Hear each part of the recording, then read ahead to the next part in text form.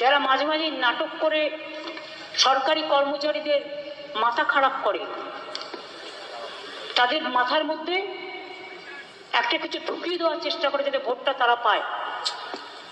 সরকারি কর্মচারীরা আমার গর্ব, আমি বলি ওদের উৎসাহে কান দেবেন না। জেনে রাখুন, রাজ্য সরকারের পে কমিশন অনুযায়ী চলে, তার স্যালারি স্ট্রাকচার আলাদা, কেন্দ্রীয় সরকারের স্যালারি স্ট্রাকচার আলাদা, তারা তাদের মতো চলে।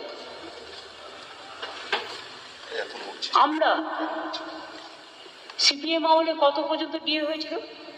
35%, 13,000 কোটি টাকা দিতে হয়েছিল আমাদের। আমরা ডিও দিয়েছি কত?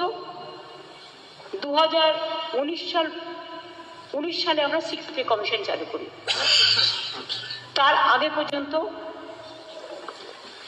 আমরা 90% দিয়ে দিয়েছিলাম, যার আর্থিক পরিমাণ ছিল 1,67,000 কোটি টাকা। 2019 সালে আমরা যখন 6th পে কমিশন চালু করি, এর ফলে আগের বেসিক পের সঙ্গে 125% ডিএ যোগ করে মাইনে 2.57 গুণ বৃদ্ধি হয়েছে। এই পে কমিশনের অনুযায়ী বর্ধিত বেসিক পের উপর আমরা এখন 14%, যে ডিএ অলরেডি দিয়েছি তাতে 19,000 কোটি টাকা খরচ হয়েছে। এই বাজেটে আমরা আরও 4% ডিএ দিচ্ছি, 18%।